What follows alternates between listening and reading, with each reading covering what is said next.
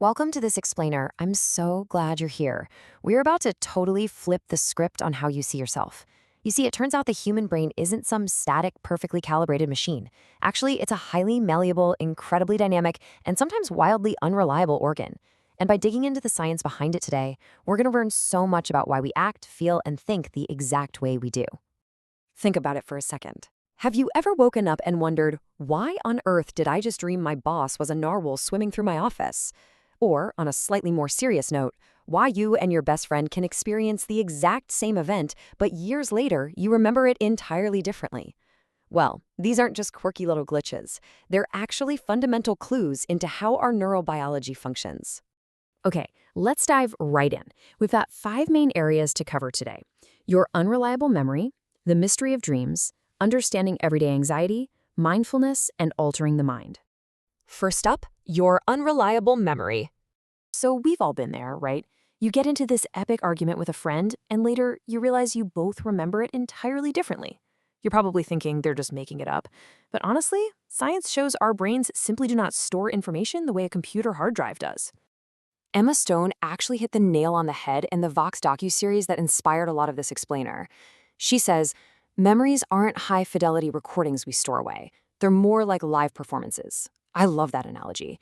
Your mind is literally reconstructing the past using input and context from the present moment.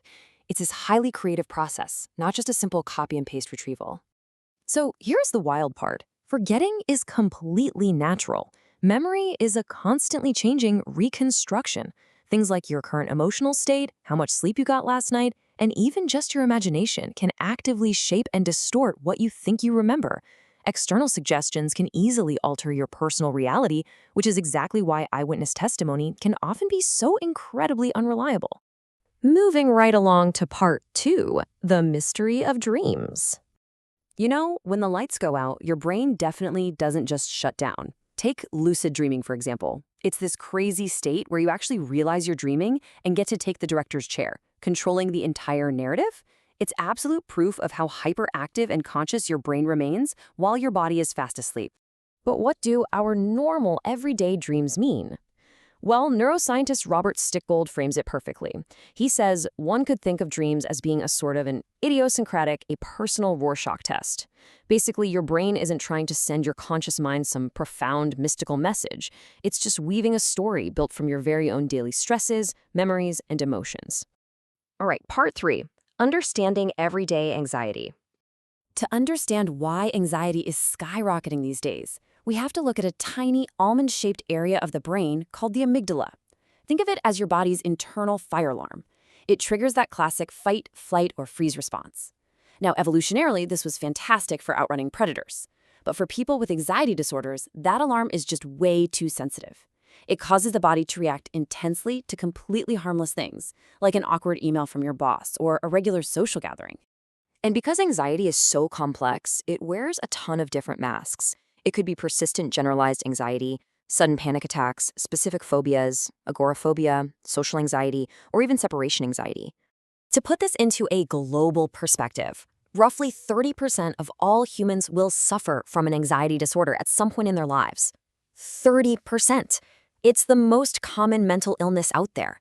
It often boils down to biology, like having low levels of serotonin, which is a crucial mood-regulating chemical, as well as environmental factors, like past trauma or just the sheer pressure of daily life.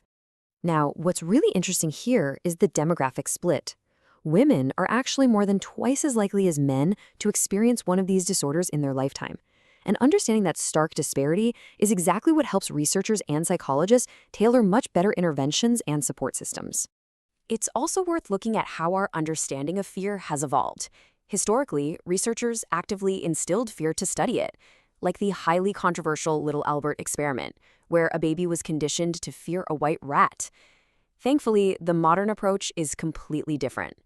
Today, treatments focus on unlearning that fear through psychotherapy, learning to navigate anxiety safely, and sometimes using medication to help balance things out. Which leads us perfectly into part 4, mindfulness. The whole concept of mindfulness has had such a fascinating timeline. It started around 500 BCE as a core Eastern philosophy and eventually made its way into 20th century Western psychology. But the really cool part is right now. Modern neuroscience can literally prove that mindfulness physically changes the brain. And remember, it's not about emptying your mind completely. It's about actively paying attention to what your mind is already doing. There's this brilliant analogy from Buddhist monk Yonje Mingyur Rinpoche. He says, slowly, slowly, train our mind, like going to the gym, develop your muscle. It's so true. When you meditate, you are biologically beefing up your brain over time. You catch your mind wandering, you gently pull it back, and boom, that's a rep. You're building stronger, better control over your reactions.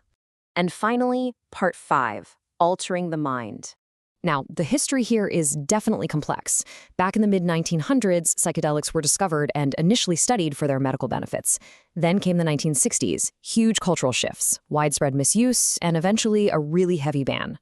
But today, we're seeing a rigorous scientific renaissance. Institutions like Johns Hopkins are impartially studying how these substances, in strictly controlled clinical settings, might actually help cancer survivors deal with the fear of death or help patients break severe cycles of addiction. To kind of wrap our heads around this, Roland Griffiths, a director of psychedelic research at Johns Hopkins, has this fascinating comparison. He looks at mindfulness as the tried and true study course for investigating the mind. Psychedelics, on the other hand, they're what he calls the crash course. Both just represent radically different methods of actively disrupting our brain's default networks and opening up entirely new possibilities for mental health. And that brings us to the end of this explainer. We have seen today that memory is basically a live performance. Our dreams are personal reflections, anxiety is a biological alarm system, and our brain's default network can literally be reshaped. So the ultimate question I want to leave you with is this. If our brains are constantly rewiring, reconstructing, and reacting, how will you choose to actively shape your own mind tomorrow? Thanks for learning with me today, and keep exploring.